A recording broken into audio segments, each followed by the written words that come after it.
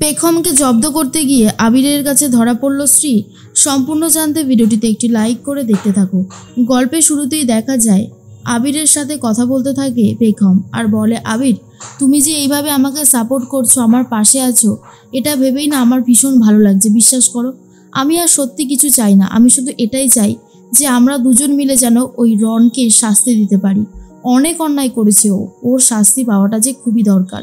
আবির বলে, আমার খুব খারাপ লাগছে পেখম, আজ আমি তোমার সাথে থাকতে পারলাম না। আজ তোমার জীবনে এত ইম্পর্টেন্ট একটা দিন ছিল, তাও আমি কিচ্ছু করতে পারলাম না তোমার জন্য। পেখম তখন বলে, কে বলেছে তুমি আমার জন্য কিছু করতে পারোনি?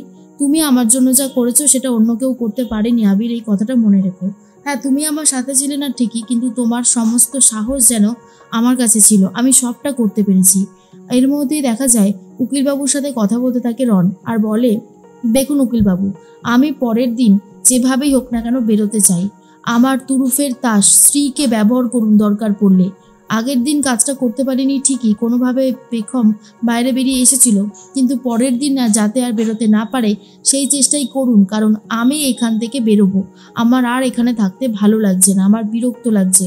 অনেক কটা দিন হয়ে গেছে যে আমি এখানে এইভাবে আটকে রয়েছি। উকিলবাবু বলে, আমি চেষ্টা করছি স্যার, যেভাবেই হোক না কেন, কারণ আমিও তো চাই আপনাকে জেল থেকে বার করতে। এভাবে আমার ক্লায়েন্ট যদি জেলে থাকে তাহলে আমারও তো খারাপ লাগে। আমি 100% চেষ্টা করছি। তখনই রন বলে, চেষ্টা করে যান, হাল ছাড়বেন না, যেভাবেই হোক না কেন খুঁজে বার করতেই হবে আসল উপায়টা। এর মধ্যেই পেখম বলে, আচ্ছা আবির, তুমি কি ভাবছো বলো তো? আবির বলে, আমি সেরকম কিছু ভাবছি না। এই এখানে ক্যাডবেরি কিসের? আমার জন্য এনেছো বুঝি? তখনই পেখম বলে, না না না না না, তোমার জন্য না, এটা পমপমের জন্য, টমটমের জন্য। আবির বলে, হঠাৎ ওদের জন্য ক্যাডবেরি? পেখম বলে, আজকে ওরা না থাকলে তো আমি কোনোভাবেই কোর্ট পর্যন্ত পৌঁছতে পারতাম না। আবির তখন বলে, কেন, কি হয়েছে? তখনই পেখম বলে, ও পরের কথা, ও তোমাকে আমি একসময় পরে খুলে বলবো। আবির বলে, সত্যি করে বলো তো কি হয়েছে? খুব ভালো মতন বুঝতে পারছি কিছু একটা হয়েছে যেটা তুমি আমাকে বলতে পারছো না, কিন্তু কি হয়েছে আমার জানাটা দরকার। পেখম বলে, আসলে ওই রন দিদিভাইকে দিয়ে এখন অনেক কাজই করাচ্ছে। দিদিভাই আমাকে ঘরে আটকে রেখে চলে গেছিল যাতে আমি বেরোতে না পারি, কোর্ট পর্যন্ত পৌঁছতে না পারি। আবির তখন বলে, কি বলছো পেখম? পেখম বলে, আবির আবির তুমি দিদিভাইকে কিছু বলো না এই নিয়ে, কারণ দিদিভাই নিজের বুদ্ধি মতন কাজ করছে না তো। ওই রন দিদিভাইকে দিয়ে এসব কিছু করাচ্ছে। যাই হোক, ঠিক সময় যে আমি পৌঁছতে পেরেছিলাম এটাই অনেক বড় কথা। এখন তুমি আমার সাথে চলো তো, আমাদেরকে এক জায়গায় যেতে হবে। আবির বলে, কোথায় যেতে হবে এখন? তখন পেখম বলে, আরে চলোই না, গেলেই তো দেখতে পারবে। এই বলেই বেরোচ্ছিল, আর ঠিক তখনই উকিলবাবুর সাথে কথা বলতে থাকে স্ত্রী আর বলে, আচ্ছা উকিলবাবু, আপনি আমাকে একটা কথা বলুন তো, রন যদি নির্দোষী হয় তাহলে বারবার করে কেন এত ছলচাতুরি করতে হচ্ছে? কখনো পেখমকে আটকাতে হচ্ছে, কখনো এসব মিথ্যে বলতে হচ্ছে, কেন? উকিলবাবু বলে, ম্যাডাম আপনি কেন বুঝতে পারছেন না? আজকালকার দিনে কোর্টে মেয়েদেরই সব জায়গায় বেশি প্রাধান্য দেওয়া হয়। আমি স্যারকে বাঁচাতে চাইলে বাঁচাতে পারবো না, এত বেশি কান্নাকাটি করতে থাকে, সিম্প্যাথি গেইন করতে থাকে যে আমার পক্ষে একা কিছু করা সম্ভব না। আপনি যদি আমাকে সাহায্য না করেন তাহলে এই কেসটা থেকে রনবাবুকে ছাড়ানো কিন্তু ভীষণ ডিফিকাল্ট হয়ে যাবে। যেটা সত্যি আমি সেটাই বললাম, এবারে আপনার চিন্তাভাবনা যে আপনি কি করবেন না করবেন। পেখম তখন বলে, না না, আমি তো রনকে ছাড়াতে চাই। রনকে ছাড়ানোর জন্য আমাকে যা যা করতে হবে আমি সেটাই করব। উকিলবাবু বলে, শুনুন তবে কি করতে হবে। এরপর কানে কানে বলে দেয় কি করতে হবে। তখনই স্ত্রী ভয় পেয়ে যায় আর বলে, কি বলছেনটা কি? কোনো কোনো গন্ডগোল হয়ে যাবে না তো? উকিলবাবু বলে, কোনো গন্ডগোল হবে না, আমি তো থাকবো, আমি আপনাকে সাহায্য করব। এর মধ্যেই পেছন ঘুরে দেখে আবির আর পেখম দাঁড়িয়ে রয়েছে। স্ত্রী তখন ভাবে, ওরা কি আমাদের সমস্ত কথা শুনে নিল? সর্বনাশ, কি হবে তাহলে? না না না না, এটা হতে পারে না। এর মধ্যেই পেখম বলে, চলো আবির। তখন স্ত্রী বলে, আবির আজকাল কি তোর মানুষের কথা শোনার স্বভাব হয়ে গেছে বুঝি? আবির বলে, তুই আমাকে জন্ম থেকেই দেখছিস দি ভাই, আমার কোনোদিন এই স্বভাব ছিল না আর হবেও না। আমি এখান থেকে যাচ্ছিলাম, তারপর দেখলাম তুই উকিলবাবুর সাথে এই সময় কথা বলছিস, আর সেই জন্যই দাঁড়িয়ে পড়লাম এটা দেখে যে এখন তো উকিলবাবুর সাথে কোনো কথা নেই, তবুও তুই বলছিস সেই জন্য। স্ত্রী বলে, আমার স্বামীকে ছাড়ানোর জন্য আমি দিন দুপুরে যখন পারি কথা বলবো উকিলবাবুর সাথে, তোর কি কিছু অবজেকশন আছে? আবির বলে, আমার অবজেকশন থাকলেও যেন তুই শুনবি, কি যে বলিস না তুই। তখনই পেখম বলে, চলো আবির, আমরা এখানে দাঁড়াবো না, বেরো। এই বলে দুজন মিলে বেরিয়ে পড়ে। উকিলবাবু বলে, ওই পেখমের উকিল শালিনী ম্যাডাম, ও কিন্তু খুব একটা ছেড়ে দেওয়ার পাত্রী না, তাই আপনাকে যেটা বললাম সেটা মনে রাখবেন। এর মধ্যেই নিশার বাড়িতে চলে গেছে আবির আর পেখম। নিশা তখন খুব ভয় পেয়ে গেছে আর বলে, আপনারা? তখনই আবির বলে, আচ্ছা নিশা, তুমি কেমন ধরনের মেয়ে? তুমি যে আমাদেরকে বলে সাহায্য করবে, কিন্তু বেমালুম ভুলে গিয়ে সব কিছু চেঞ্জ করে ফেললে নিজের কথা। পেখম বলে, আবির দাঁড়াও না, আমাকে কথা বলতে দাও। এরপর পেখম বলে, বলছিলাম যে নিশা, তুমি এত ভয় পাচ্ছ কেন?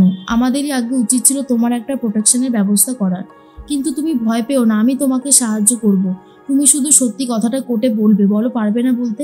নিশা তখন বলে, না ম্যাডাম, আমরা গরিব, আমরা আমরা অত ক্ষমতাশালী ব্যক্তি নয়, রাস্তায় বেরোলে যদি মেরে দেয়, আমরা বাঁচতে চাই, যা হয়েছে আমি সব কিছু ভুলে যেতে চাই। হ্যাঁ, একবার আমার মনে হয়েছিল যে আমার সবটা বলা দরকার, কিন্তু পরক্ষণেই ভাবলাম আগে তো আমাকে বাঁচতে হবে, তারপরে তো আমি এসব কথা বলবো। আমি যদি বাঁচতেই না পারি তাহলে আমি আর কি করেই বা বলবো? আমি বলতে চাই না, আর আমি বাঁচতে চাই। তখনই পেখম বলে, আমি তো বলছি আমি সব রকমভাবে তোমাকে সাহায্য করব। ওই রন তোমার কোনো ক্ষতি করতে পারবে না। কিন্তু সেই সময় চলে এসেছে নিশার মা আর বলে, দেখো, আমার মেয়েকে তোমরা বাঁচতে দাও, তোমরা এরকমভাবে আমার মেয়েকে জ্বালিও না। আমার মেয়ে যখন বলেছে সাক্ষী দেবে না তো দেবে না। ওই রকম ক্ষমতাশালী লোকের কাছে আমরা কোনোভাবেই জিততে পারবো না, সেটা আমাদেরকে মেনে নিতে হবে। তাই এভাবে জোর করে কোনো লাভ হবে না। তাই পেখমও আর কোনোভাবেই জোর করতে পারে না। আবির আর পেখম বেরিয়ে আসে। আবির তখন বলে, ওই রন এমনভাবে কারসাজি করছে না, আমি আর সহ্য করতে পারছি না পেখম। পেখম তখন বলে, দাঁড়াও আবির, আমাদেরকে ধৈর্য ধরতে হবে, হাল ছাড়লে কি করে হবে বলো?